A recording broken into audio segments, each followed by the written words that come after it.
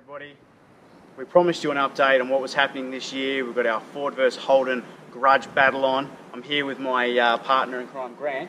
Hey guys. Grant's the Holden man, I'm the Ford man. But before we get into the details of what this is about, we might just frame why we're doing it.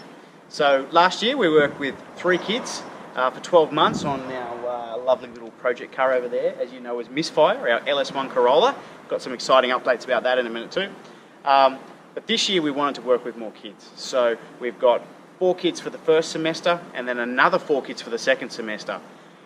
When Grant found out that I was planning to buy a Ford, which he found out on Facebook, he was a little bit disgusted, weren't you, Grant? A little bit, yeah. A little bit disgusted. So I said, okay, let's come to a compromise.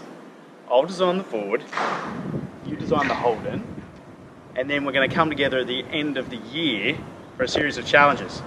Now there's some rules, isn't there, Grant? Define rules. Well, there's your rules and then there's my rules. Yeah. So, okay, so there's some rules. All right, so the first rule is we have a $10,000 budget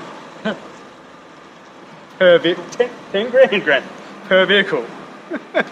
He's laughing because you know I sign off on the invoices. So 10 grand per vehicle. They have to be street registered and they have to be legal, which means engineered. So it means whatever we do, we want to make sure it's safe on the road. So it means that we're not going to put stupid, ridiculous amounts of power in something that's not legal and not safe. Because we want to show these kids what's responsible and what's right. And it's about us obeying the laws of the land, basically. So, Grant, have you planned what you're building yet? I have. Yeah, but he won't tell me. No, not yet. Surprise! You like surprises. He's a little bit scared because of my beautiful AU over here, which we know only weighs 1,450 kilo. And we've got some plans for that. I'm going to show you that in a second. But before we do that, Misfire over here, you see a few things have happened. We've got our external kill switch now. That's because I had a meeting with the tech inspector from the International Hot Rod Association this week.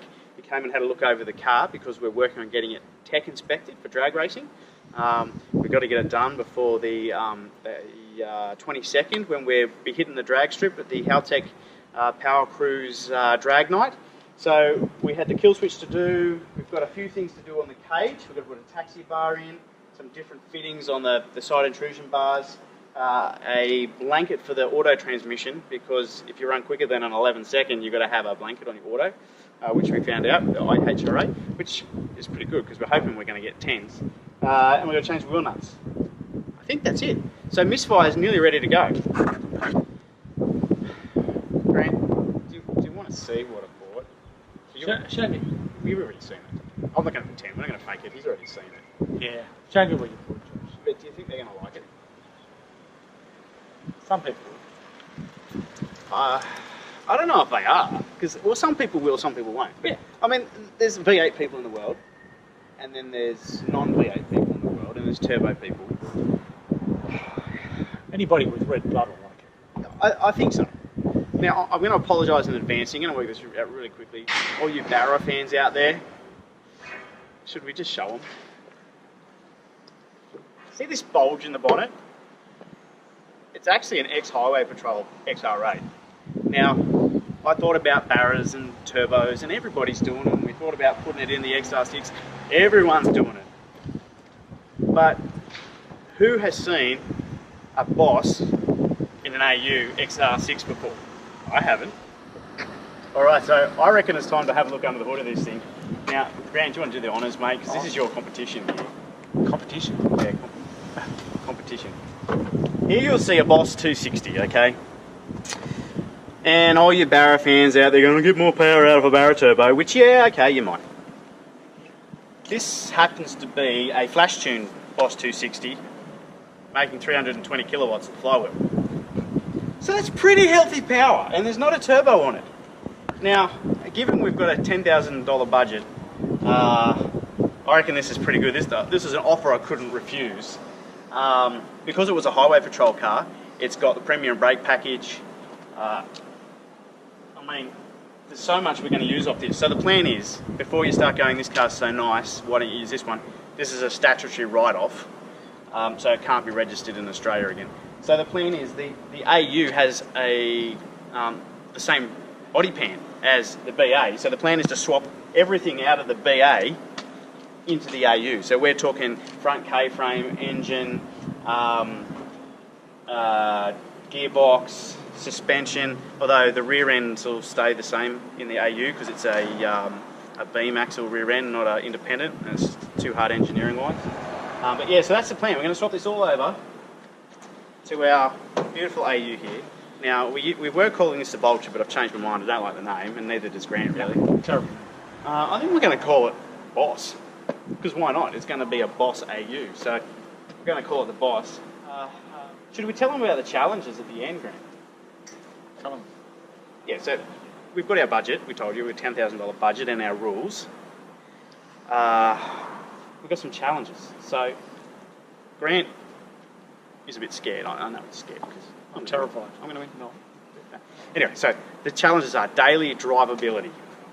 So we're going to put some of our wives in the car to take the kids to school, go down the shops, and we'll get some cameras in there, and they're going to rate their driving experience of the two cars. So Grant was talking about using a ute. I think that's going to put that out the window. So we've got the daily drivability challenge, we've got the drag strip challenge, so we're going to take them down to Sydney Dragway on a Wednesday night when both cars are done, the Falcon and the Holden. So the deal is, it also has to be an Australian built. You can't bring in a new Commodore or European built thing, it has to be Australian built Holden. And then we've got the circuit challenge, so we'll probably take them out to Luddenham or Marulan or something like that, and we'll see which ones go around the track best. Get them on the track. Get them on the track. We're going to do the Motorcana challenge, so that's where we get the kids involved and we can go motorcarring in them. Maybe on the dirt, or maybe on the concrete. We'll see how precious we are about them when they're finished. And then, what is killer likes? What do you like? How many people like our cars? Who gets the most likes? Okay, that's going to be me. Because everybody loves AUs, that's why. Oh, yeah. Such a problem. Because they're, and we're putting a BA in an AU, so it makes it beautiful. It kind of works. It kind of works. So anyway, that's the end of our challenge, isn't it? And the plan is with these ones, we can't keep them all. Eventually, probably next year, we'll sell the Falcon and the Commodore. I don't know how. They've got to go. They've got to go, Josh. I'm the one who gets to change the rules, so we'll see what happens. I'm feeling I'm going to fall in love with this thing. But yes, the plan is they're going to go next year. We're going to sell them, and that'll go back into the program to pay for some new builds. So there's our update. I mean, Tim's on the camera there. Do you want to give him a bit of a sweep around the XR8 there, Tim, and they can see how 98% of this car is beautiful?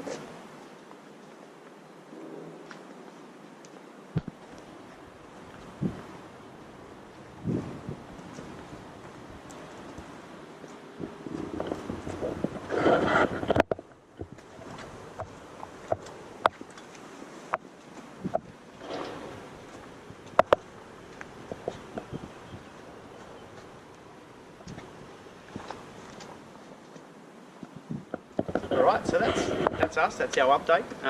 Kids will be back in 2 weeks now. We'll keep you updated on Misfire, and once the kids get here, we'll be getting stuck into turning these two into one. So have a great week, everybody. Stay safe out on the roads, and yeah, talk to you next time. See ya.